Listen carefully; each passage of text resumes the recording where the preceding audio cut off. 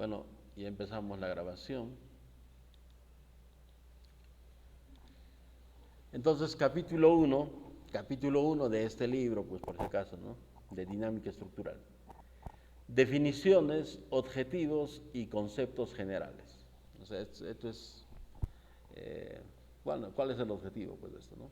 Dice, el estudio que relaciona el movimiento de los sistemas físicos y las fuerzas que lo provocan se denomina dinámica, ¿no? Y eso ustedes saben. Las leyes físicas que rigen este movimiento son las conocidas leyes del movimiento de Newton. Si el sistema físico estudiado es una estructura, como un edificio alto, el fuselaje y las alas de un avión, el chasis de un coche, un forjado industrial o un mástil de telecomunicaciones, el tema pasa a ser la dinámica estructural. El movimiento oscilatorio de un sistema físico en torno a una determinada posición de equilibrio reviste una gran importancia considerable. Es lo que se denomina vibración, ¿no? Entonces, el movimiento oscilatorio, dice, de un sistema físico en torno a una determinada posición de equilibrio, a eso se le llama, pues, ¿no? Movimiento oscilatorio, reviste, dice, una importancia considerable. Ya veremos por qué, ¿no? Es lo que se denomina vibración. Entonces, la vibración consiste en oscilar con respecto a un punto, a una posición de equilibrio. El análisis de vibraciones consiste en determinar las frecuencias de las oscilaciones con respecto al tiempo, las posiciones relativas de los distintos componentes del sistema físico durante su movimiento y las amplitudes del movimiento oscilatorio de dichos componentes. A nivel general, el análisis dinámico de un sistema estructural consiste en determinar su respuesta. Eso es lo que queremos, ¿no? A nivel general, el análisis dinámico de un sistema estructural consiste en determinar su respuesta a una carga variable en el tiempo. El término respuesta engloba los desplazamientos, velocidades y aceleraciones de los distintos componentes del sistema, así como las deformaciones y tensiones inducidas en el mismo, ¿no? Lo que estamos haciendo, entonces, para respuesta, nosotros queremos buscar la respuesta de la estructura ante una carga variable en el tiempo. Y esa respuesta consiste ¿no? en determinar los desplazamientos, las velocidades y aceleraciones en los distintos componentes del sistema, así como las deformaciones y tensiones inducidas en el mismo. Sin embargo, a menudo basta con considerar la respuesta de un sistema estructural como totalmente conocida una vez que se ha evaluado completamente el comportamiento de los desplazamientos, ya que todas las demás magnitudes son funciones de los desplazamientos. O sea, si ustedes son capaces de encontrar, ¿no?, los desplazamientos, o por ejemplo, si fuera en un grado de libertad, la variación de X, ¿no?, con respecto al tiempo, ustedes ya tienen todo, porque si derivan ustedes X, o sea, la posición con respecto al tiempo, tienen la velocidad. Derivan la velocidad con respecto al tiempo, tienen la aceleración. Si ustedes hacen la diferencia entre los desplazamientos, tienen la deformación. Si tienen la deformación, lo multiplican por el módulo de la elasticidad, tienen los esfuerzos, o sea, tienen todo. O sea, a veces basta, simplemente con calcular, ¿no?, los desplazamientos. Con eso ya tienen todo. Entonces, ya sabemos, ¿no? Esa es la respuesta. ¿Qué es el análisis estructural? Es buscar esa respuesta, ¿no? Los desplazamientos, las velocidades, las aceleraciones que una estructura va a tener cuando se le someta a una carga variable con respecto al tiempo, ¿entienden? Los ingenieros estructurales, mecánicos, navales y aeronáuticos están obligados a estudiar las vibraciones para poder eliminarlas o controlarlas en el diseño de sistemas, para los que una vibración excesiva es indeseable, ¿no? Por ejemplo, puentes, edificios y vehículos. O sea, uno de los objetivos es eliminar o por lo menos controlar las vibraciones, ¿no? No queremos que haya vibraciones en puentes, ni en edificios, ni en vehículos. O, al revés, para potenciarlas en el diseño de sistemas para los que la vibración es deseable. Por ejemplo, vibradores mecánicos, para el hormigón húmedo, o sea, para el concreto en estado fresco, en la industria de la construcción, y trabajos de demolición, también pertenecientes a la industria de la construcción. O sea, ahí queremos que las vibraciones sean fuertes, ¿no? Porque vamos a destruir un edificio, queremos todo lo contrario. Las características físicas de un sistema dinámico se denominan parámetros, ¿no? Las características físicas de un sistema dinámico se denominan parámetros. Una vez conocidos, se elabora un modelo matemático adecuado del comportamiento dinámico del sistema y se analiza para determinar su respuesta. Existen dos enfoques principales de la modelización física. Uno, los modelos de parámetros discretos, en los que se supone que los parámetros están, entre comillas, agrupados en determinados puntos del sistema. Y dos, los modelos de parámetros distribuidos, en los que se permite que los parámetros varíen continuamente en el sistema, ¿no? O sea, hay dos enfoques para utilizar estos parámetros, ¿no? Parámetros discretos o parámetros distribuidos. En el curso de la modelización matemática, el primer tipo de modelo físico suele dar lugar a ecuaciones diferenciales ordinarias, ¿no? En las que los desplazamientos varían continuamente solo con respecto al tiempo. O sea, los parámetros discretos nos llevan a ecuaciones diferenciales ordinarias en los que los desplazamientos varían continuamente solo con respecto al tiempo. O sea, x es función de t. Mientras que el segundo da lugar a ecuaciones diferenciales parciales, ¿no? En las que los desplazamientos varían continuamente con respecto tanto al tiempo como al espacio. Así pues, aunque los modelos de parámetros distribuidos suelen ser más representativos del comportamiento real del sistema físico, tienden a ser considerablemente más difíciles de analizar en comparación con los modelos de parámetros discretos, ¿no? Entonces, vamos a ver cuáles son esos parámetros, pero hay dos enfoques, ¿no? Los parámetros discretos y los parámetros distribuidos. Características básicas de un sistema vibratorio y otros conceptos. Si tienen alguna preguntita, pregunten con confianza si algo no está claro. Pueden identificarse en términos muy generales como uno, la masa M, ¿no?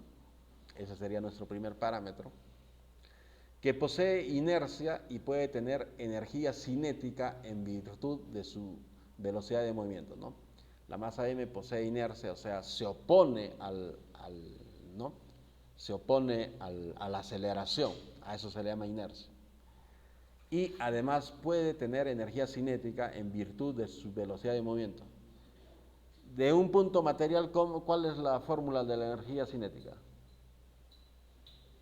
1/2 de la masa por la velocidad al cuadrado, ¿no? Entonces, si tiene velocidad, tendría también esa energía cinética. 2, el muelle K, que posee elasticidad y puede almacenar energía potencial en virtud de su deformación, ¿no? Los resortes, este resorte o muelle, ¿no? Puede, dice, almacenar energía, ¿no? En virtud de su deformación. 3, el amortiguador C, que se supone que no posee ni inercia ni elasticidad y representa la disipación de energía del sistema en movimiento a través de la fricción y efectos similares, ¿no? Ahí lo estamos viendo, ahorita vamos a ver. Y 4, la fuerza de excitación F sub T, ¿no? Que es una función del tiempo T y es el agente por el cual se inyecta energía en el sistema, manteniendo así las vibraciones. La fuerza de excitación puede estar presente o no. Entonces, estas son las características básicas o los parámetros, ¿no? De un sistema de un grado de libertad, ¿no? La masa M, que tiene dos características, tiene inercia, que implica que se opone a las aceleraciones, y puede tener, como dicen, energía cinética debido a su velocidad, ¿no? 1/2 de la masa por v al cuadrado. Muy bien. El primer parámetro concentrado o parámetro distribuido sería esta M. La K, un sistema, ¿no? Un muelle o un resorte que puede almacenar energía como energía potencial, ¿no? Y la energía potencial de un resorte es 1/2 de K por delta al cuadrado, ¿no? Donde delta es la deformación con respecto a su posición estática o natural. C es otro parámetro que representa a la fuerza de amortiguamiento. O sea, cuando esta masa M se mueve, bueno, C es un factor, vamos a decir, o un parámetro que representa la disipación de la energía, ¿no? Normalmente está representado así como un muelle, o digo, como un amortiguador. En este amortiguador se supone, en sistemas físicos reales, ¿no? Aquí hay un líquido, un aceite, que disipa energías, ¿no? Sin embargo, como lo vamos a ver más abajito probablemente, en esta C se supone que está ya considerado todos los efectos de rozamiento de cualquier tipo, o sea, por histéresis, rozamiento entre esta masa y este plano donde está moviéndose, etcétera, etcétera. O sea, todos los efectos de rozamiento están ya considerados en esta C, ¿no? C es un amortiguador, o sea, un sistema que elimina energía, ¿no? O, claro, pues que elimina energía o disipa, mejor dicho, ¿no? Pero disipa o elimina es lo mismo, disipación de energía. Y el Ft es una fuerza en función del tiempo que provoca el movimiento, ¿no? Podría existir esa fuerza o no, ¿no? Porque a veces, bueno, realmente lo que provoca la vibración es una fuerza, pero a veces en los sismos, por ejemplo, imagínense, un sismito es una sacudida del terreno, pero esa fuerza dura un tiempo muy breve, ¿entiendes? Es como si fuera un impulso, ¿no? O lo que hace, por ejemplo, la masa, si no hubiera fuerza, a veces esta masa puede tener una velocidad, ¿no? Una velocidad inicial, y eso sería, a pesar de que no hay fuerza, eso podría ser el causante de la vibración. O esta masa, ¿no? Podría tener un desplazamiento con respecto a su estado de equilibrio o a su estado de reposo, se le podría desplazar, ¿no? Y se lo suelta y comienza a vibrar, a pesar de que F de T sea cero. Por eso dice, la fuerza de excitación puede estar presente o no. Entonces, esas son las características básicas de un sistema de vibración. Ahí está la explicación. La figura 1.1 es una representación esquemática de las 4 características anteriores, ¿no? O de los 4 parámetros. La masa M está unida a un plano vertical rígido, ¿no? Este rígido no se mueve, mediante el muelle K y el amortiguador C, que son paralelos entre sí. Tanto la fuerza de excitación Ft que actúa sobre la masa como el desplazamiento X de la masa respecto a su posición de equilibrio están en la dirección horizontal. ¿Cómo se muestra? ¿No? Estamos suponiendo que en este caso es en una dimensión o con un solo grado de libertad, ¿no? El peso de la masa, eso tiene un peso, ¿no? Siendo una fuerza vertical, no tiene efecto sobre el movimiento horizontal. La masa, ¿no? La masa se muestra apoyada sobre rodillos para indicar que no hay necesidad de considerar ninguna fuerza de fricción horizontal entre la masa y la superficie sobre la que se apoya, ya que todos los efectos de fricción en el sistema, independientemente de su origen, ya son tenidos en cuenta por el amortiguador. O sea, en este amortiguador, que lo hemos representado así esquemáticamente, se supone que está todo. Para efectos, ¿no? Ahí está considerado todo, ¿eh? La fricción que hay entre este cuerpo y esta superficie de apoyo ya está considerado aquí. El efecto de histéresis, que es el rozamiento intermolecular de este cuerpo, porque cuando una parte del cuerpo avanza, la otra no quiere avanzar. Entonces, a eso se llama histéresis. También hay fricción interna, ¿no? Etcétera, etcétera. Todos los tipos de fricciones están ya considerados en este parámetro C, ¿no? Entonces, como ven, un sistema de un grado de libertad tiene 4 parámetros. La C, en este caso, parámetros discretos, ¿no? Discretos.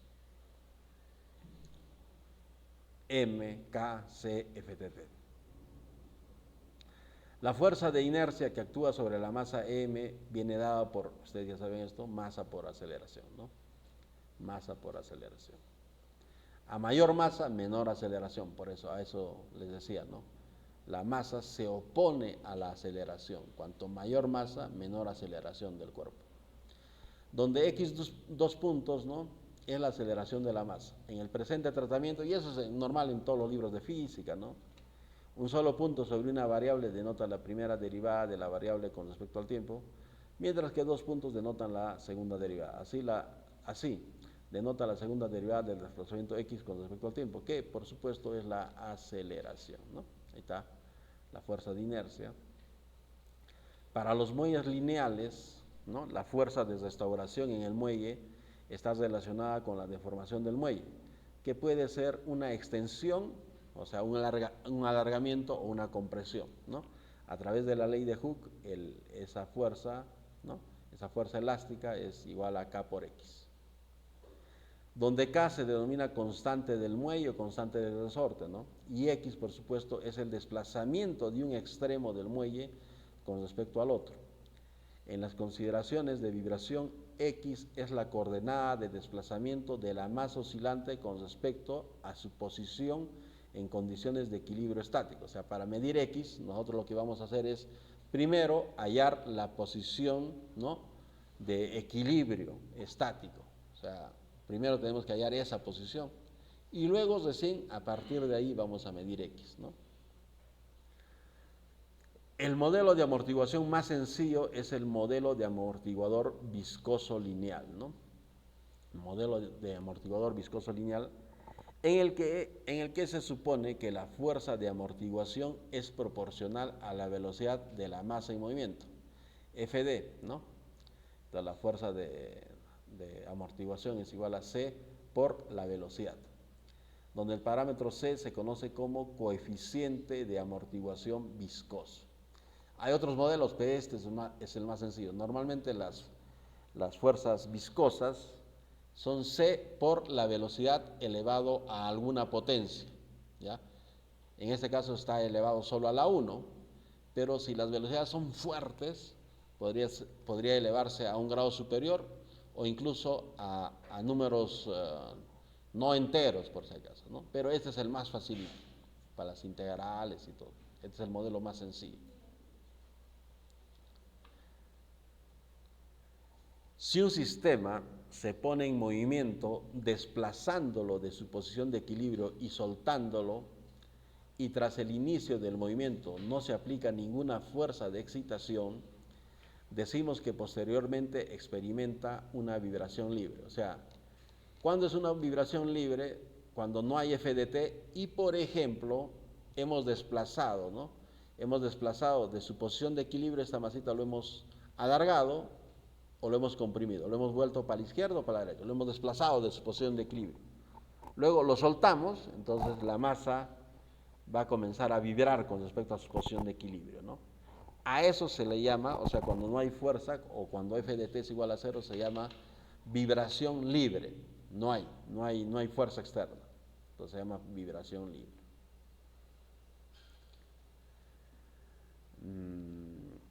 Por el contrario, dice, si el movimiento de un sistema se produce bajo la influencia de una fuerza de excitación continua, se dice que el sistema experimenta una vibración forzada. Dependiendo de si la fuerza de amortiguación en un sistema es insignificante o significativa, la vibración libre o forzada puede considerarse a efectos de análisis como no amortiguada o amortiguada. O sea, miren, ya estamos clasificando los movimientos. Si hay FDT, vibración forzada. Si no hay FDT, vibración libre, ¿no? Y si hay C, sería vibración amortiguada. Y si C no hay, es vibración no amortiguada, ¿no? O sea, y dependiendo de esas combinaciones, o sea, podemos tener vibración libre amortiguada o vibración libre no amortiguada.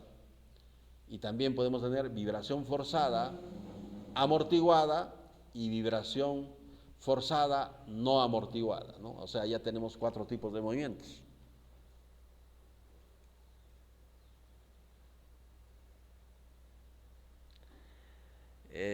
el número de grados de libertad de un sistema mecánico o estructural vibratorio es el número de coordenadas independientes en el espacio necesarias para describir completamente su movimiento, ¿no?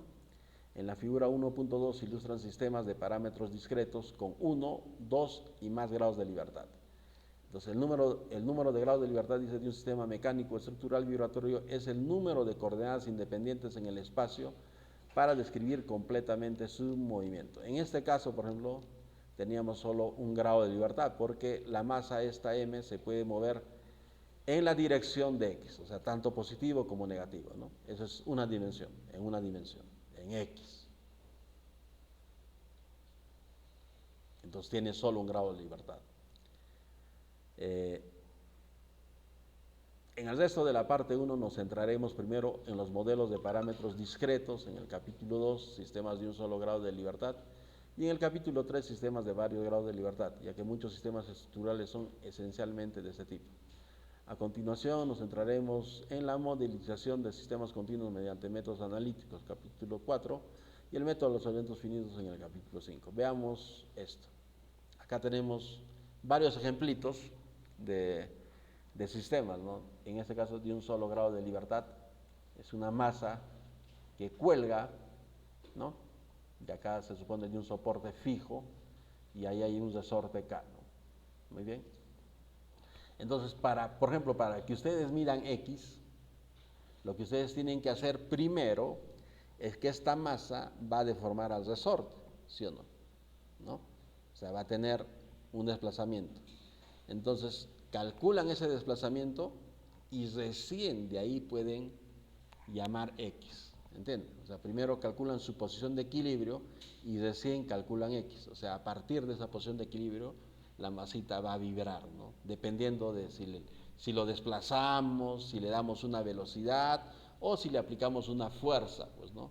Pero primero esta masa o este peso va a deformar acá, ¿no? Un K inicial, va a deformarlo, digo, ¿no? Y esta masa va a bajar, pues, normalmente, ¿no? El resorte se va a alargar en este caso. Encontramos la posición de equilibrio, a partir de ahí medimos el X para, por ejemplo, para la fuerza elástica, ¿no? Del K por X.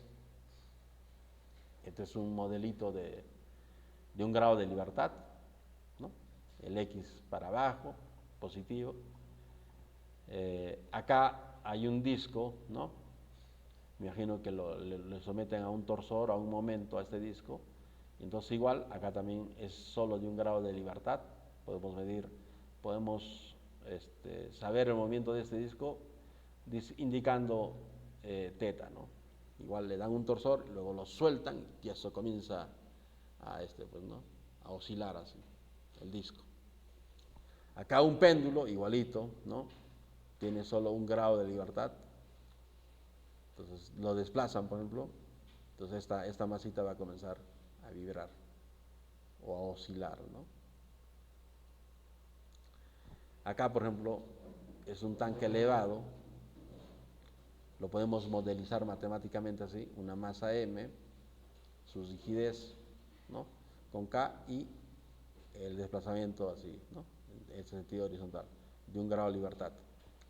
Acá es una viga, acá hay una masa, o la masa de la viga está concentrada ahí, vamos a decir, o hay una masa encima de la viga, y consideramos que la viga no tiene masa, entonces podemos medir, ¿no? Igualmente acá, por ejemplo, si esto es una viga, ¿no?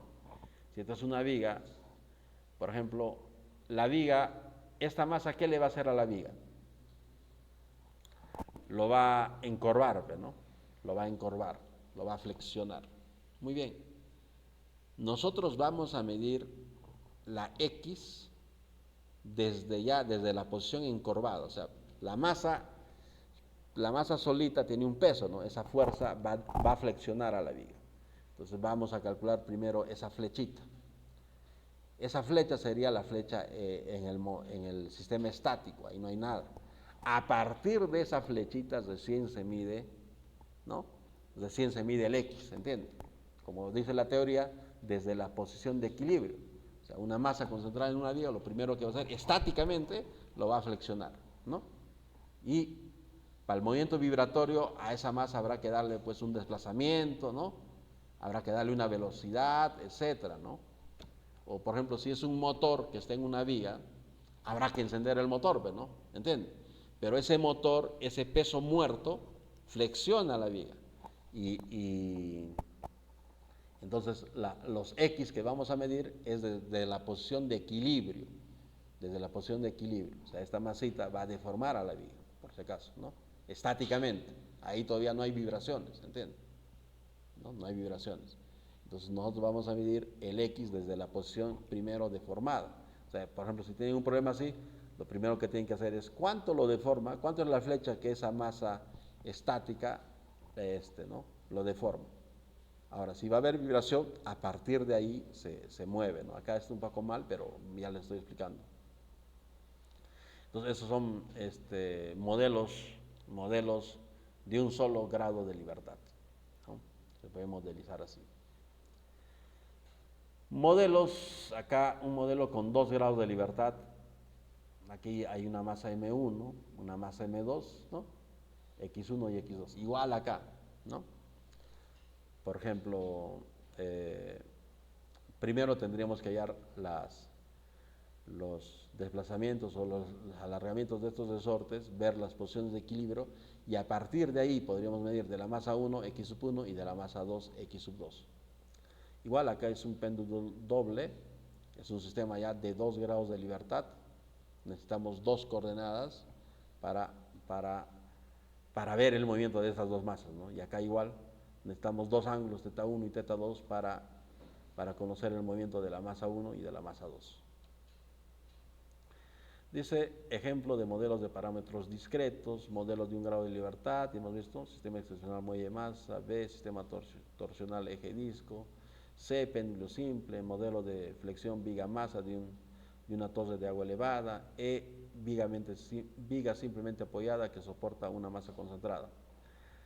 Luego, modelos de 2 grados de libertad, F, sistema extensional muelle masa, y G, péndulo doble, ¿no? Y seguimos, acá también tenemos otro sistema de 2 grados de libertad, en este caso son discos, ¿no? Estos sí son momentos de inercia. La inercia, cuando son rotaciones, es como si fuera la masa, ¿no? La masa, como la masa, ¿no? Y los giros serían como los desplazamientos.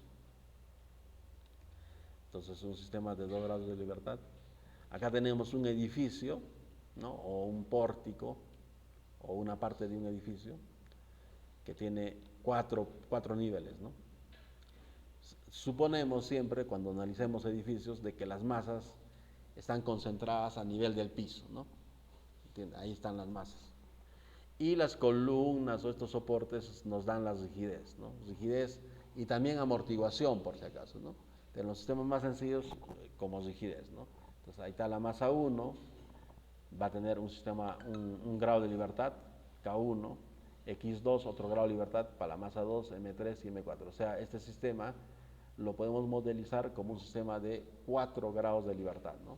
4 grados de libertad. Considerando de que las masas en entrepisos están ahí, ¿no? Toda la masa está concentrada ahí en ese nivel y se puede modelizar así. Igual acá un sistema de muelles, ¿no? Tenemos 3 masas, ¿no? Masas concentradas o discretas, entonces tenemos 3 grados de libertad. Una viga lo podemos también modelizar así, ¿no? Con masas concentradas en estos puntos y tendríamos en este caso 5 grados de libertad, ¿no? Porque consideramos 5 masas. Dice modelos de 2 grados de libertad H, sistema de torsión eje disco, sistema de varios grados de libertad, modelo de 4 grados de libertad de un almacén de edificios de 4 plantas, modelo de 3 grados de libertad muelle masa, ¿no? Esto. Y modelo de 5 grados de libertad viga masa, ¿no? A flexión de una viga simplemente apoyada. Entonces, ahí están los modelitos, o sea, la idea de ustedes es tratar de reconocer en este caso los modelos, cuántos grados de libertad tiene un modelito para que puedan ustedes analizar, ¿no? Lo que nos importa para nosotros sería esto,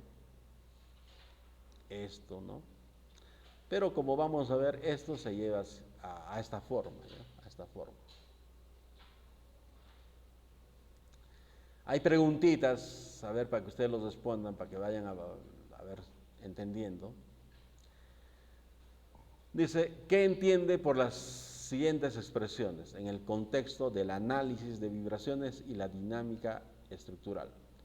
¿Qué se entiende por sistema de parámetros agrupados, sistema continuo, vibración lineal, vibración no lineal, sistema amortiguado, sistema no amortiguado, vibración libre, vibración forzada y grado de libertad? ¿Qué entienden ustedes por eso? ¿No? Entonces tendrían que responderlo eso. Y otra pregunta, ¿cuántos grados de libertad de traslación tienen los sistemas muelle-masa de la figura Q1,2, ¿no? Dice, en A y B los sistemas se encuentran en un plano y cada masa en la última figura está confinada a moverse en una sola dirección. En C, que representa un modelo dinámico de un tren, el sistema muelle-masa está situado a lo largo de una línea recta. Entonces aquí está la figurita. Esto, A y B, dice, están en el plano. ¿Cuántos grados de libertad tiene esto? A ver. Ahí está la masita. ¿Cuántos grados de libertad creen que tiene esa masa, ese modelo?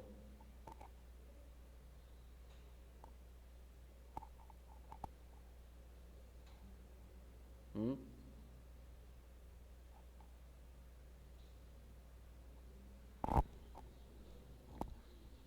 ¿Cuántos grados de libertad? Hablen sin miedo. O sea, ¿cómo podría moverse la masa? A ver. ¿Mm? ¿Cuántos grados de libertad? 2, pues, ¿no? Por ejemplo, suéltalo para acá. Esta masa puede moverse para acá, entonces tendría X y Y, ¿no? 2 grados de libertad. Y podría ser así. Cuando son así, hacen unas figuras complicadas, por si acaso, ¿no? Dependiendo cómo lo has desplazado, eso puede ser como una línea, podría ser un círculo, una elipse. Normalmente son cosas complicadas los movimientos.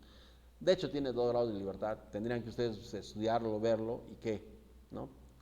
Acá, por ejemplo, tenemos 3 masas y aquí hay unos resortes. ¿Cuántos grados de libertad cree que tiene este sistema? ¿Mm?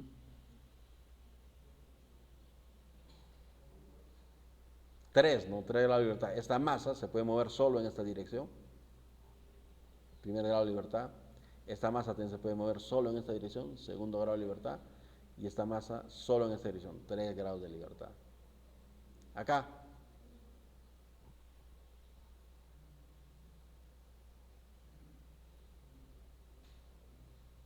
¿Cuántos grados de libertad?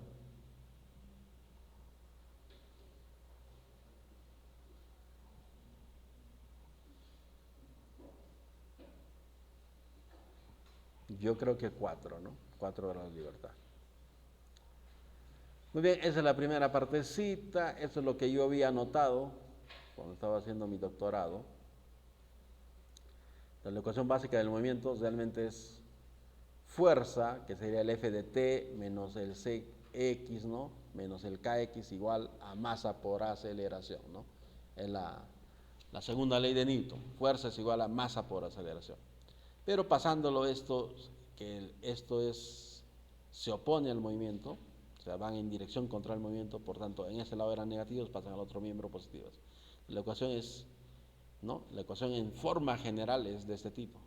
Masa por aceleración más Cx, o sea, C por la velocidad, más Kx es igual a F de t, ¿no? Si ustedes quieren resolver por métodos numéricos, lo que tienen que hacer es esto. Haciendo las siguientes sustituciones de las variables, lo que se hace es sustituir, ¿no? Si llamamos a x igual a x sub 1 como una variable, ¿no? La derivada de x sub 1 con respecto a tiempo le vamos a llamar x sub 2. Esto de hecho es la velocidad, pero le vamos a llamar como si fuera otra variable, x sub 2. La derivada de x sub 2 con respecto a t le vamos a llamar x sub 3. O sea, ya tendríamos tres variables, ¿no? Tres variables. Despejando la aceleración, o sea, x dos puntos, tendríamos acá, ¿no? Si yo despejo esto, sería menos c sobre m por x, ¿no? Por la x punto, por la velocidad, menos km por x más f de t sobre m, ¿no? Eso sería mi aceleración. Escrito con las variables de reemplazo, eso daría a esto, ¿no? x3 es igual a menos cm por x2 menos km por x1 más f de t sobre m, ¿no? ¿Qué es posible modelarlo en el Vensim directamente? El Vensim es un software de simulación, sería ventana simulación, ¿no? Simulación en una ventana. Entonces pueden modelar ecuaciones diferenciales, lo que quieran, pueden modelar ahí. Podrían modelar acá, así. Esa es la manera, ¿ya? Para una ecuación diferencial, por ejemplo, una ecuación diferencial de segundo orden, simplemente lo transformamos a un sistema de ecuaciones y resolvemos eso. ¿Entienden? Hacemos variar, ¿no? Le damos un valor x1, luego cómo varía con respecto al tiempo, etcétera, etcétera. Ya está. Pero eso no es del libro, esto fue mis deducciones mías, ¿eh? Por si acaso, para hacerlo en Vensim o en cualquier software, ¿no? Esa es la idea, para resolver una ecuación diferencial. Entonces, vamos al capítulo 2, sistemas de un grado de libertad. Ecuación básica del movimiento. Dice, consideremos el sistema básico de un solo grado de libertad representado en la figura 1.1, ¿no? O sea, esta figurita.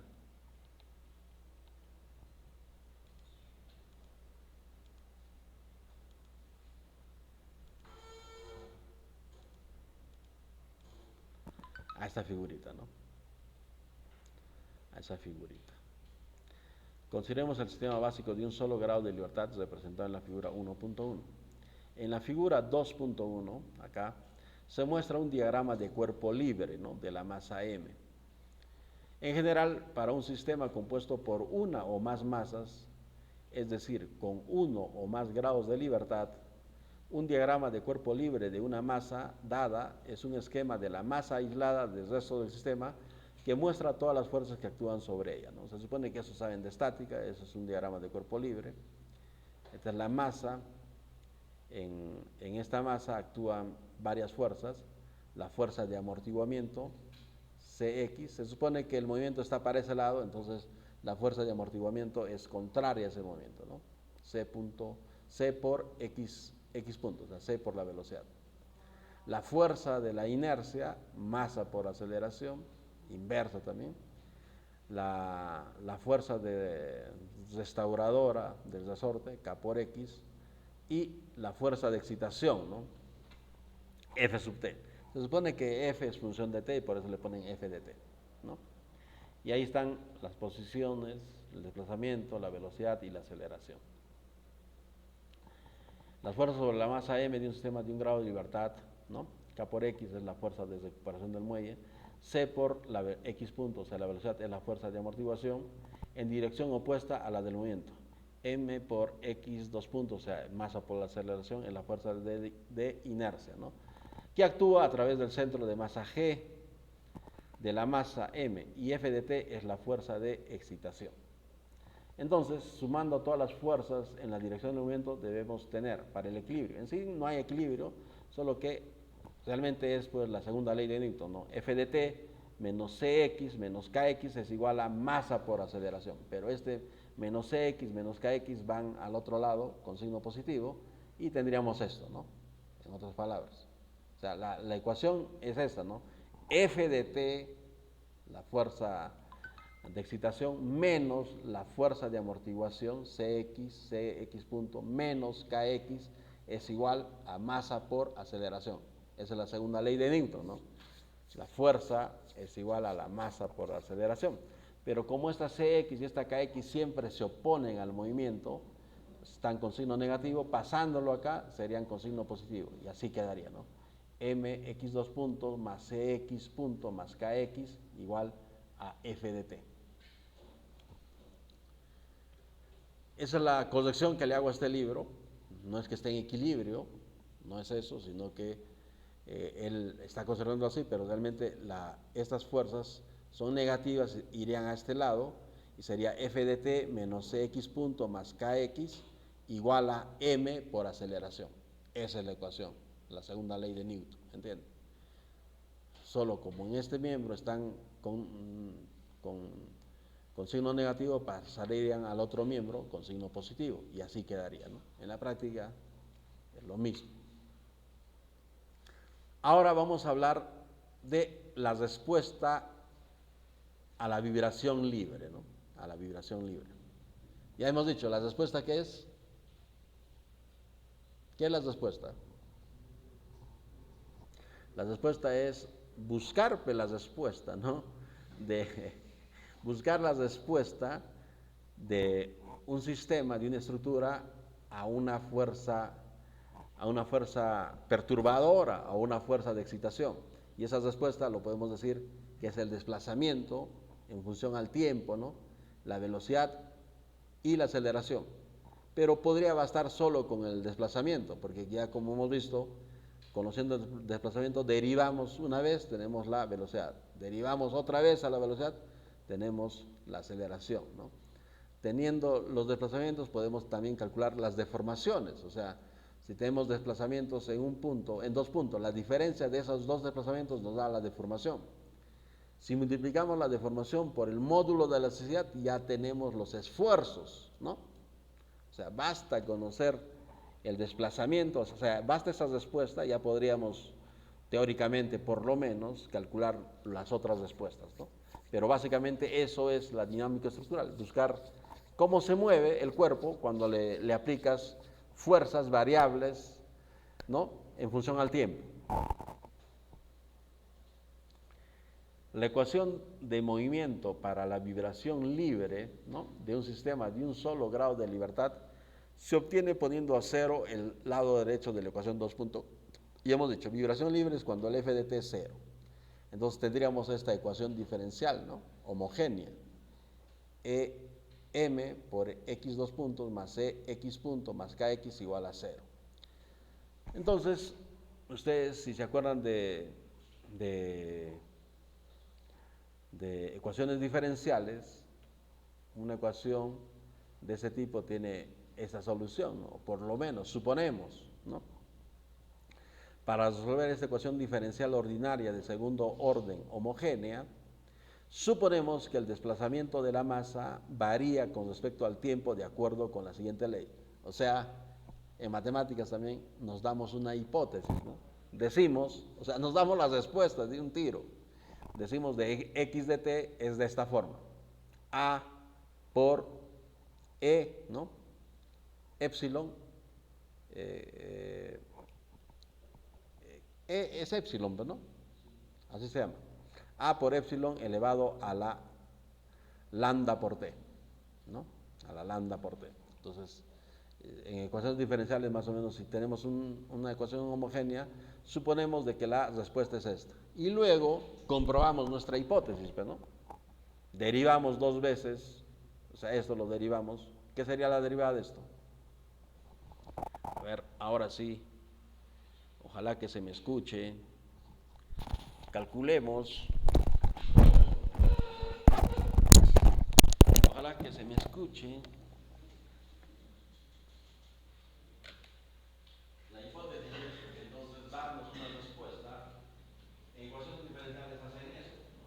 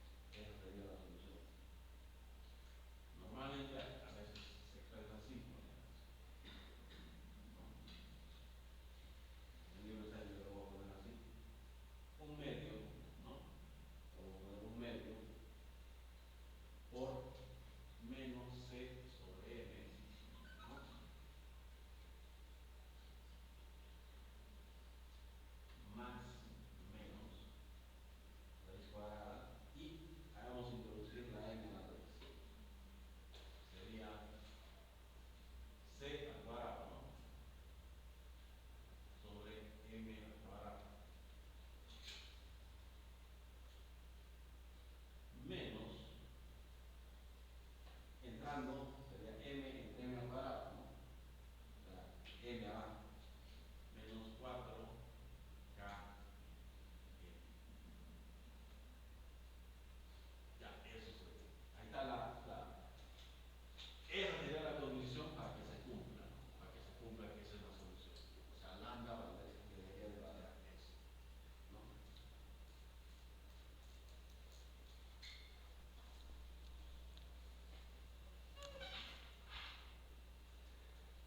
Ahí está, deriva una primera vez, deriva una segunda vez, reemplaza. Entonces, esto no puede ser cero, esa es nuestra solución, entonces esto debe ser cero, ¿no? A eso le llamamos ecuación característica. Acá lo está dividiendo, antes de darle solución, lo divide entre m, pero es lo mismo, ¿no? Lo divide a ambos miembros por m, entonces sería así. La ecuación 2.7 se llama ecuación característica del sistema, sus raíces lambda 1 y lambda 2 son las siguientes, ¿no? Lambda 1 y 2 es igual a 1 medio menos m más menos raíz cuadrada de c al cuadrado sobre m al cuadrado menos 4 por km, ¿no? Entonces, la solución, ¿no?, del problema es una combinación lineal de estas dos soluciones, pues, ¿no?, de los términos correspondientes a las dos raíces anteriores. A partir de la ecuación 2.3 se puede escribir de la siguiente manera. O sea, la solución ya general, la solución general a la ecuación esta, entonces sería expresando con esto, ¿no? X de t igual a sub 1 por e, ¿no? Por e a la lambda 1 por c, ¿no? De esta forma, más a sub 2 por e a la lambda 2 por b. Muy bien, esa es la solución general. Pero nosotros somos ingenieros, ¿no? Y como ingenieros resolvemos ecuaciones concretas. Eso nos diferencia de los físicos, ¿no? O de los matemáticos. Los matemáticos se paran acá y listo. Y los físicos también. En cambio, los ingenieros tenemos que seguir un poco más. Nosotros resolvemos problemas reales, concretos. ¿Qué es lo que faltaría ahí? Ese A sub 1 y A sub 2 son constantes. Cualquier constante, las condiciones iniciales, ¿no? Nosotros ya hemos resuelto el problema, pero nos falta poner las condiciones iniciales.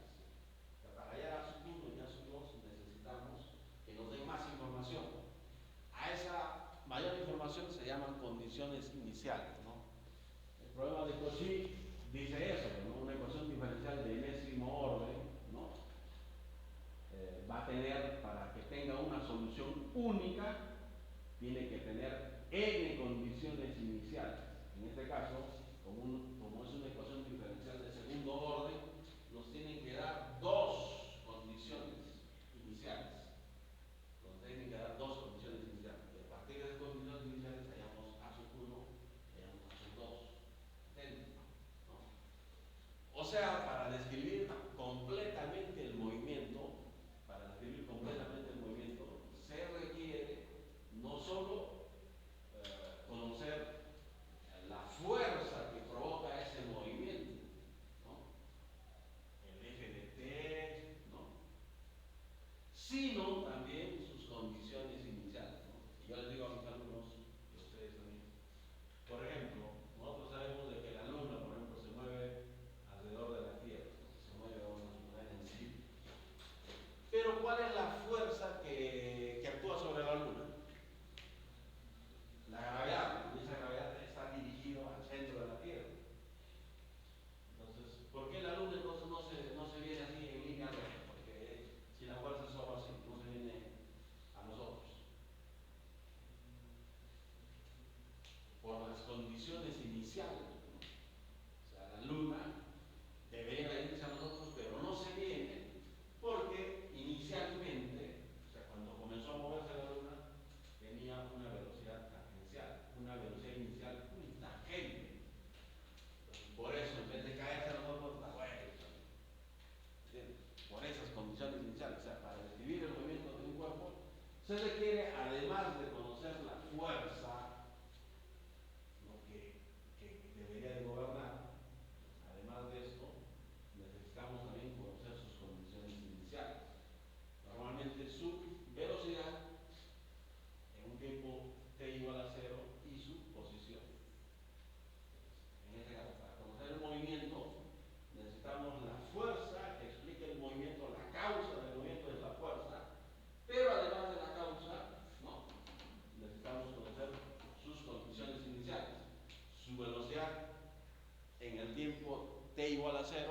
y su posición, ¿no?, en el tiempo t igual a 0.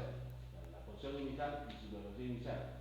Con esas dos condiciones, conociendo la fuerza que provoca el movimiento y además sus condiciones iniciales, podemos decir la trayectoria. Ahora sí podemos predestinar, podemos adivinar en un tiempo t después dónde está la luna, acá, y podemos saber de que nunca se va a caer, o sea, no va a llegar a nosotros, porque va a estar dando vueltas por esas condiciones iniciales, ¿eh? Entonces el movimiento lo describen así, además de la fuerza, hay que conocer sus condiciones iniciales. Entonces dice, introduzcamos las relaciones. Acá miren, a propósito lo hemos hecho.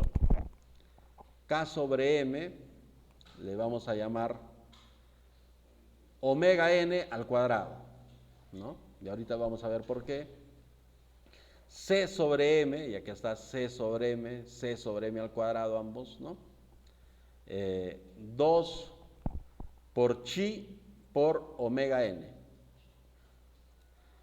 Donde dice, por razones que se aclararán a su debido tiempo, omega n se denomina frecuencia circular natural no amortiguada, ¿no? Omega n se denomina frecuencia circular natural no amortiguada del sistema. Y chi es un parámetro denominado factor de amortiguamiento viscoso.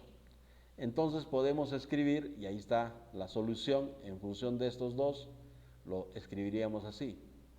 Y quedaría, en otras palabras, de este tipo, ¿no? Y ustedes lo pueden ver, ¿no? Lo pueden escribir, ¿no? Ahí está, lo podríamos escribir en el desarrollo. Aquí está, esto es, y podríamos escribirlo, ¿no? Lambda 1, 2, las dos soluciones, igual a 1 medio. C sobre M, le estamos diciendo que es 2chi por W, ¿no? O por omega n. Menos C sobre menos sería entonces acá 2 epsilon omega n. Esto es omega, no es W, es omega.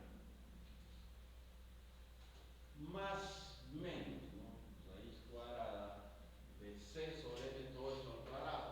Si lo elevan, sería 4 chi al cuadrado omega n al cuadrado, ¿no? Menos 4 K sobre M. K sobre M le estamos llamando la frecuencia natural, ¿no? La frecuencia natural no amortiguada, ¿no? Al cuadrado. Porque K sobre M es omega, la frecuencia natural al cuadrado. Entonces ahí tendríamos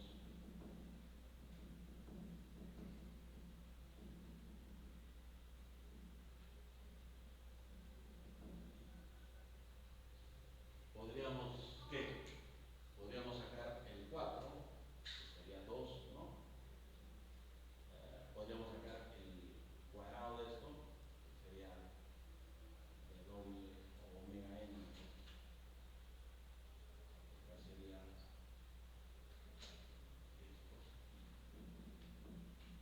¿Sí? ¿No? Y ahí lo está dividiendo entre este 2 menos 2 entre 2 menos 1 más menos 2 entre 2, 1, y así lo está escribiendo, ¿no? Vamos a escribirlo así.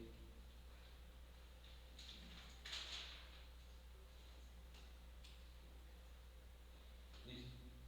Esa sería la solución, ¿no? En términos de la frecuencia natural y de este factor de amortiguamiento. Todavía no hemos visto, pero ¿por qué le llamamos factor de amortiguamiento? Ya lo vamos a ver.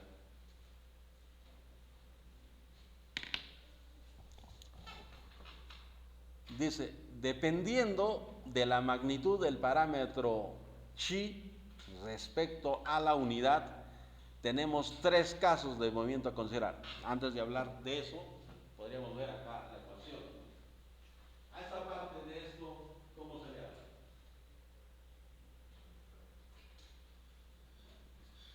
La discriminante, ¿no? Esa discriminante puede tener tres posibilidades. Puede ser mayor que cero. Si es mayor que cero, ¿cuáles serían los lambdas? Los lambdas serían números reales, ¿no? Si esto fuera mayor que cero. Puede ser igual a cero, y las raíces, como ven, sería un medio de menos c, ¿no? Dos raíces iguales, ¿no? Dos raíces iguales, o sea, una raíz múltiple, una raíz de doble multiplicidad o de orden 2. ¿Qué más podría ser? Puede ser menor que cero, ¿no? La discriminante podría ser negativa y entonces tendríamos, la solución sería unos números complejos, ¿no? Complejos y conjugados, ¿no? ¿Se acuerdan de un número complejo? Un número complejo cualquiera, ¿no? A más B. Su conjugado es A menos B por 1. Acá, más o menos, si esto fuera negativo, va a tener esa parte real, la misma, más menos, ¿no? Y por A. Más menos y por A. O sea, va a ser complejos conjugados. Y eso también es teoría de teoría algebraica. Si ustedes, en este caso, ustedes tienen una ecuación algebraica donde estos parámetros M, C y K son números reales, entonces, en términos generales, no en términos generales, siempre la solución van a ser unos números complejos, ¿qué hemos dicho? Conjugados. Un número real también es un número complejo, solo que B vale 0, ¿no? En este caso. ¿Ven? Y su conjugado de A es igual a A, ¿no? ¿Ven? Y un número real. Siempre, cuando en una ecuación algebraica los coeficientes son números reales, entonces su solución van a ser complejos conjugados. Ahora, si los coeficientes no fueran reales, sino complejos, ahí sí, puede ser cualquier cosa la solución. Pero siempre y cuando esos parámetros sean números reales, las soluciones van a ser complejos conjugados.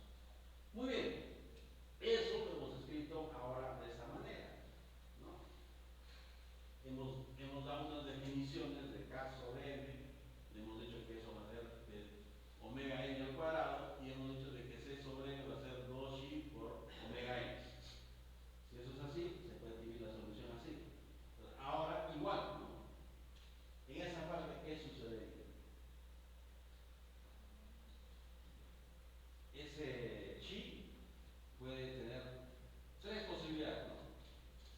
Con respecto al 1. Puede ser mayor que 1. Si es mayor que 1, esta raíz será positiva, ¿no? Puede ser igual a 1 y esto sería 0, ¿no? Y la solución simplemente sería eso, ¿no? Y podría ser negativo, o sea, chi podría ser menor que 1 y esto sería negativo y por tanto la solución sería un par de números conjugados, ¿no?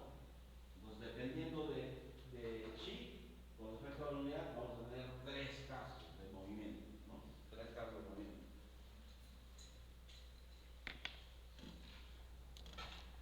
Entonces, 1. Si chi es mayor que 1, o sea, si esto es mayor que 1, las raíces de la ecuación 2.12 son reales, son números reales, distintas y negativas, ¿no? ¿Lo pueden ver eso? Si epsilon es mayor que 1, ¿no? Si chi, mejor dicho, no es epsilon, es si chi es mayor que 1, las raíces de la ecuación 2.12 son reales, distintas y negativas. De que sean reales, perfecto. De que sean distintas también, perfecto, porque en este primer caso es menos chi por omega más, ¿no? Esto, y menos chi por omega n menos esto, o sea, van a ser distintas. Pero nos dice, ¿qué más? Negativas, ¿no? ¿Por qué diríamos que es negativa?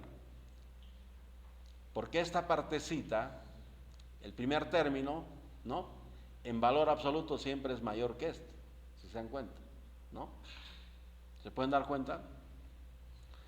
O sea, si le sacan la raíz cuadrada, ya estamos diciendo de que chi es menor que 1, ¿no? Imagínense sin esto, la raíz cuadrada sería raíz cuadrada de chi, ¿no? Chi por n. Pero esto de hecho, en valor absoluto, es mucho menor que chi, ¿no? Por tanto, siempre van a ser negativas, ¿entienden? Entonces, en ese caso, si chi es mayor que 1, las raíces son reales, distintas y negativas además. Ambos términos de la solución, véase la ecuación 2.9, disminuyen exponencialmente, ¿no? Con el tiempo t. Veamos, miren. Acá, lambda 1 y lambda 2 van a ser negativas, ¿sí o no? ¿No? En ese caso, lambda 1 y lambda 2 van a ser negativas. Y por tanto, si este exponencial está elevado a un número negativo y además t está creciendo, negativo por positivo, negativo, ¿no? Y cuando t crece, este exponencial ¿a qué tiende? A 0, ¿no? A 0. Y este también a 0.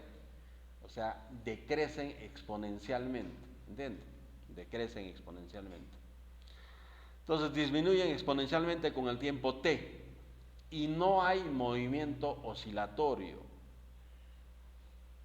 No va a haber movimiento oscilatorio. O sea, cuando chi es mayor que 1, no va a haber movimiento oscilatorio. Lo vamos a ver con ejemplos, pero ahora estamos viendo así. A menos que se indique lo contrario, dice el término oscilatorio o vibratorio, implica un movimiento por el cual la masa cruza su posición de equilibrio al menos una vez, es decir, el desplazamiento cambia de positivo a negativo o viceversa, ¿no? De negativo a positivo, al menos una vez durante el movimiento de la masa, ¿entienden? O sea, para que haya movimiento oscilatorio, nos están diciendo de que la posición con respecto al tiempo, ¿no? Respecto al tiempo, para que haya movimiento oscilatorio, esta masa o este movimiento tiene que cambiar de positivo a negativo o la inversa, de negativo a positivo. Eso es un movimiento oscilatorio. Si no se da eso, si no hay ningún cambio en ninguna parte del movimiento, o sea, cuando el tiempo está ahí al infinito, si no hay eso, entonces no hay movimiento oscilatorio. Nos están diciendo en este caso no hay, cuando chi es mayor que 1, no hay movimiento oscilatorio. Lambda 1 y lambda 2 serían negativos, entonces decrecerían con el tiempo, ¿no? Cuando el tiempo tiende al infinito, eso va a decrecer ambos, se va a ir a 0, xt va a ser igual a 0, más o menos como es, entonces así es. X de t y t. Entonces imagínense que lo hemos desplazado, ¿no? Para que comience a vibrar, lo hemos desplazado una cantidad, ¿no? En el tiempo t igual a 0 lo hemos desplazado, entonces podría ser así. No va a vibrar, va a disminuir exponencialmente, ¿entiendes? Va a disminuir exponencialmente. Es realmente así, no puede ser esa significa. Desde una posición inicial, no vibra, o sea, no pasa el eje, no pasa la abscisa, porque si cambia de positivo a negativo, ya estaría vibrando. Basta que pase, que cambie la posición, ¿no? De positivo a negativo a la inversa, podría ser así también, ¿no? Así también puede ser. O a la inversa, de negativo a positivo, sería vibratorio. En este caso no vibra, entonces dependiendo, ¿no? Si chi es mayor que 1, no va a vibrar. Dice, si dejamos, vamos a poner otra definición, omega d, dice, va a ser igual a omega n por la raíz cuadrada de ese valor absoluto, de chi al cuadrado menos 1. Eso es otra. Esas cositas sí tienen que anotarlo porque se usan bastante. Omega d igual a la frecuencia natural no amortiguada por esto, por la raíz cuadrada del valor absoluto de esto. Y en este caso, ¿cuánto sería el valor absoluto de esto?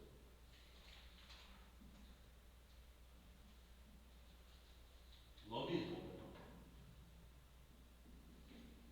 En este caso, en el caso 1 que estamos viendo, cuando chi es mayor que 1, e al cuadrado será mayor que 1 y esto será positivo y su valor absoluto también es el mismo. Pues en este caso sería eso. A eso le vamos a llamar, donde omega d dice se denomina frecuencia circular natural amortiguada, ¿no? Frecuencia circular natural amortiguada. ¿Por qué amortiguada? Porque ya está entrando este parámetro chi, que era un factor del amortiguamiento que le habíamos llamado del sistema, por razones que se aclararán muy pronto. Entonces podemos escribir las raíces de la ecuación 2.12 como sigue, ¿no? Lambda 1,2 es igual a menos chi por omega n más menos omega d, ¿no? Entonces la ecuación 2.9 se convierte entonces en esto, ¿no? A sub 1 por e a la menos chi por omega n más omega d, todo eso por t, ¿no? Más a sub 2 por e menos chi por omega n menos omega d por t, ¿no? Factorizando el factor común, que sería esto, e a la menos chi por omega n por t, tendríamos la solución, ¿no? Eso por a sub 1 por e a la, o por epsilon a la omega d por t más a sub 2 por epsilon a la menos omega d por t. Listo. Dice, el término entre paréntesis de la expresión final se puede escribir como una combinación lineal del seno hiperbólico y el coseno hiperbólico de omega d por t, ¿no? De modo que la expresión para xt se convierte en esto. Xt es igual a e a la menos chi por omega n por t más a sub 1 por seno hiperbólico de omega d por t. Esto para tiempos positivos, el omega d siempre es positivo, como han visto acá por la definición, es la frecuencia natural, que es también k sobre n. K es positivo, m es positivo, entonces omega n es positivo, ¿no? Omega n es positivo, entonces todos estos factores son positivos, ¿no? Omega d es igual a esto, a omega n por la raíz cuadrada del valor absoluto de chi al cuadrado menos 1, ¿no? Entonces es positivo también. Entonces el seno hiperbólico de una cantidad positiva siempre es positiva. El coseno hiperbólico siempre es mayor que 1, incluso para valores negativos, ¿no? Entonces, como ven, x en función de t tiene esta forma, ¿no? Tiene a sub 1 por el seno hiperbólico de omega d por t más a sub 2 por el coseno hiperbólico de omega d por t. Lo que quiero decir, el seno hiperbólico para números positivos, esto siempre va a ser positivo para t mayores iguales que 0, entonces es positivo, esto también es positivo. Entonces, este epsilon elevado a una potencia negativa, ¿qué lo hace? Lo hace decrecer, ¿no? O sea, decrece con el tiempo. Para t, imagínense, para t al infinito, esto va a valer ¿cuánto? 0, ¿sí o no? 0. Entonces, 0 por lo que sea, 0. Entonces, decrece con el tiempo, exponencialmente, ¿no? Exponencialmente. Las constantes a sub 1 y a sub 2 se determinan a partir de las condiciones iniciales del problema. Ya eso hemos visto, hemos discutido. Una ecuación diferencial tiene siempre dos constantes, una ecuación diferencial de segundo orden, ¿no? tiene dos constantes arbitrarias que hay que hallarlos por las condiciones iniciales del problema. Muy bien, entonces ya hemos visto el caso 1, cuando chi tenía un valor mayor que 1. Ahora veamos el segundo caso. Si chi vale igual a 1, ¿no? Si chi vale igual a 1, entonces a partir de la ecuación 2.11, ¿no? Aquí está. Si chi vale 1, esto sería 1 al cuadrado, 1, 1 menos 1, 0, se iría, y la solución lambda 1 y lambda 2 sería solo menos 1 por omega n, ¿no? O sea, menos omega n. Y además, C entre M, ¿a cuánto valdría? A 2 por 1 por omega n, o sea, C entre M sería 2 por omega n, ¿entiendes? Y entonces tendríamos esto, ¿no? Entonces C valdría 2 por M por omega n, y a eso le vamos a llamar C sub CR, donde C sub CR se denomina coeficiente crítico de amortiguamiento. De las relaciones 2.11 y de 2.11 y 2.17, ¿no? Se deduce que, ¿no?, que chi es igual a C, ¿no?, a este coeficiente de amortiguamiento entre 2 por M por omega n. Es decir, y esto es pues C sub CR. Entonces, este factor de amortiguamiento chi es igual a C al coeficiente de amortiguamiento entre el CR. O sea, este chi nos da una proporción entre las Cs, entre el coeficiente de amortiguamiento entre el coeficiente de amortiguamiento crítico, y por tanto es adimensional, ¿no? C entre CR. CR también es el coeficiente crítico de amortiguamiento, ¿no? Coeficiente crítico de amortiguamiento. Entonces, normalmente se da, por ejemplo, en porcentaje. Cuando dicen 5%, el chi vale un 5%, significa de que, ¿no?, de que el coeficiente de amortiguamiento C es un 5% del CR. Eso nos están diciendo, ¿no? Y normalmente en las normas este factor de amortiguamiento lo damos así en porcentajes. Y como es muy difícil de calcular, nos dicen ponte tanto, ¿no? Ponte tanto, en una proporción. O sea, el chi es una proporción de estos factores de amortiguamiento, de estos coeficientes de amortiguamiento. O sea, es el coeficiente de amortiguamiento entre el coeficiente crítico de amortiguamiento. Dice, en ambos casos, ya hemos visto, si la solución era esta, si chi es igual a 1, esto se hace 0, y quedaría la solución lambda 1 y lambda 2 sería menos chi, que vale 1, menos omega n, ¿no? Menos omega n, nada más. Y ambos serían iguales.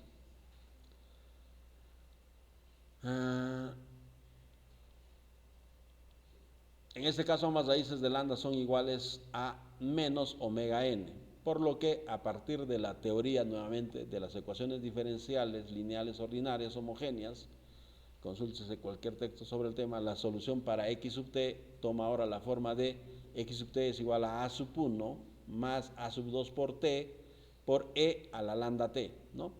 Y en este caso sería a sub 1 más a sub 2 por t por todo eso e a la menos omega n por t. Eso sería la solución cuando chi vale 1. De nuevo, no hay oscilaciones. Como pueden ver, no hay oscilaciones, no va a variar. Esto prácticamente tiende a 0. Cuando t tiende al infinito, esto tiende a 0 y todo esto tendería a 0, ¿no? De nuevo, no hay oscilaciones. Para el valor chi igual a 1, se dice que el sistema está críticamente amortiguado, y C, ¿no?, el coeficiente de amortiguamiento tiene el valor del C crítico. Desde un punto de vista físico, C sub R es el valor más pequeño del coeficiente de amortiguamiento para el que no se producen oscilaciones, ¿no? Entonces, cuando chi es igual a 1, tampoco hay oscilaciones, y este es el caso cuando chi era mayor que 1. Ahora estamos viendo el caso cuando chi es menor que 1, o digo, es igual a 1,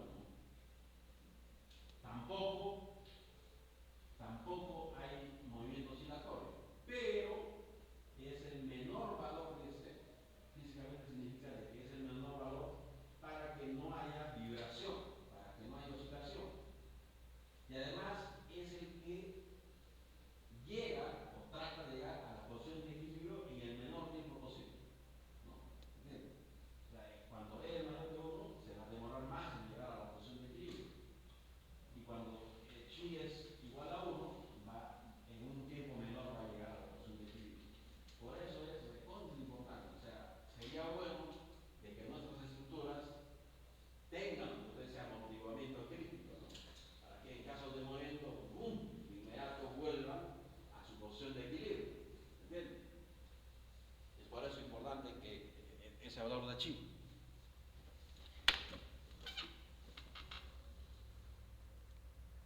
Y luego el tercer caso, ¿no? Si chi es menor que 1, entonces las raíces de la ecuación 2.12 son complejas y podemos escribirlo así, ¿no? Lambda 1 y 2 es igual a menos chi por omega n más menos i por raíz cuadrada de 1. Acá ya le hemos cambiado la posición porque chi es menor que 1, ¿no?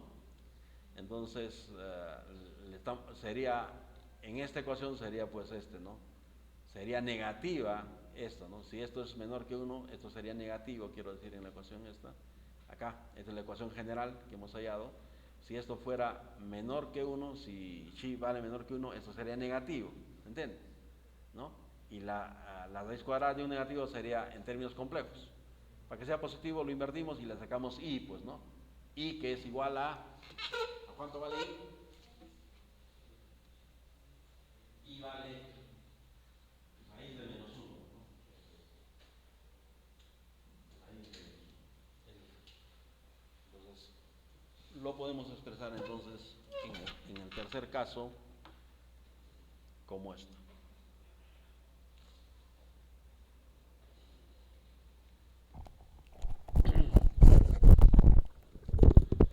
Entonces, ahí tendríamos eso, lambda 1, 2 menos chi por omega n más menos i por la raíz cuadrada de 1 menos chi al cuadrado, esto ya es positivo, por omega n, ¿no?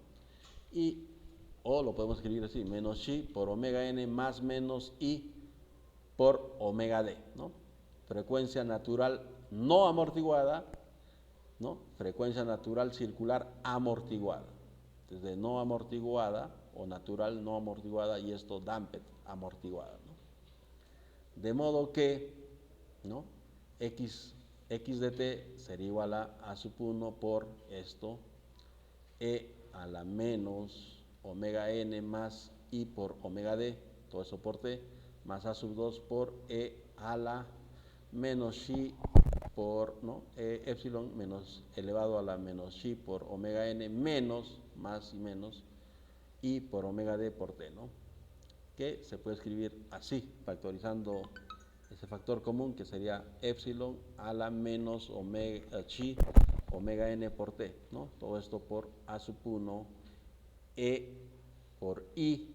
Entonces este e está elevado a un número imaginario, ¿no? Más a sub 2 por e a la menos i, ¿no? Por omega d por t, ¿no? Entonces, igual, pero acá están elevados el epsilon está elevado a un número imaginario. ¿Cómo expresan ustedes cuando está elevado a un número imaginario? Por ejemplo, esto ¿cómo lo expresan? E, I, ¿no? Omega d por t. ¿Cómo se expresa eso?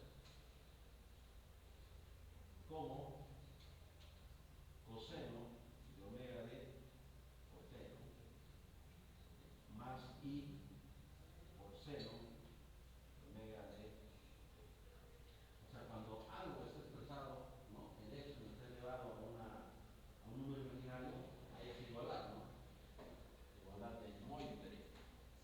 podemos expresar eso. O en otras palabras, ya es hora, podemos decir eso, el término entre paréntesis, ¿no?, de la expresión final puede escribirse como una combinación lineal del coseno y el seno trigonométricos de omega d por t, ¿no?, que a su vez puede escribirse como un único término trigonométrico, de modo que la expresión para xt pasa a ser, o sea, podemos expresarlo así, x de t es igual a esto, epsilon a la menos chi por omega n por t por a sub 1 por coseno de omega d por t más a sub 2 por seno de omega t. Eso es lo que les decía. Cuando esté elevado al imaginario podemos expresarlo así y haciendo las combinaciones podemos obtener esto, ¿no? O igual a esto, a por e a la menos omega, no, menos chi por omega n por t por coseno de omega d por t menos alfa, ¿no?, mostrando que el movimiento es movimiento armónico simple, porque este coseno, el coseno ¿cómo varía? Armónicamente, pues, ¿no?, de más 1 a menos 1 y así, ¿no?, más 1, menos 1. Entonces, mostrando que el movimiento es un movimiento armónico simple oscilatorio, ¿no?, de frecuencia circular omega d, por lo que llamamos omega d a la frecuencia, ¿no?, ahora ya está entendido por qué le llamamos, ¿no?, frecuencia circular natural amortiguada, porque depende del factor chi, ¿no? Entonces, omega d es la frecuencia circular natural amortiguada del sistema. Y una amplitud, esta amplitud A por E, ¿no?, porque este coseno varía entre más 1 y menos 1, está acotado. Entonces la amplitud como máximo tiene este valor, ¿no? Como máximo sería el valor, cuando t igual a 0, esto es igual a 1, y como máximo tendría un valor A. Y la amplitud es A por E a la menos omega, menos chi por omega n por t, ¿no? Y como les digo, el valor máximo sería cuando t es igual a 0 y valdría A, ¿no?, porque esto sería 1. Observemos que la amplitud decrece, ¿no?, exponencialmente con el tiempo. En la expresión final, A y alfa son constantes a determinar a partir de las condiciones iniciales del problema. Igual, acá A y alfa son constantes que debemos determinar por las condiciones iniciales del problema. La constante alfa se denomina ángulo de fase del movimiento. Para el caso chi menor que 1 se dice que el sistema está poco amortiguado o subamortiguado. Y además que oscila, ¿no? Y aquí está la figura completa. Miren, el primer caso, cuando chi es mayor que 1, está sobreamortiguado, no oscila, tiende al equilibrio, tiende, ¿no?, va hasta el infinito, vamos a decir. En la práctica, como es exponencial, decrece rápidamente, pero realmente, o sea, matemáticamente es como si en el infinito recién llegara al equilibrio, pero en la práctica no es así, pues, ¿no? No es así. Entonces, este es el movimiento sobreamortiguado, cuando chi vale mayor que 1, el movimiento críticamente amortiguado, cuando chi vale 1, y físicamente hemos dicho es el que más rápido va a ir a la posición de equilibrio, y cuando chi es menor que 1, oscila, ¿no?, pero sus amplitudes decrecen también. O sea, por ejemplo, acá tenía una amplitud A, acá esta amplitud ya es menor, acá mucho menor y así, ¿no? Pero oscila, es oscilatorio, o sea, va al equilibrio, pero oscilando, ¿entiende? Oscilando. Variación del desplazamiento con el tiempo, etcétera, etcétera. Ahí nos quedamos. Bueno, jóvenes,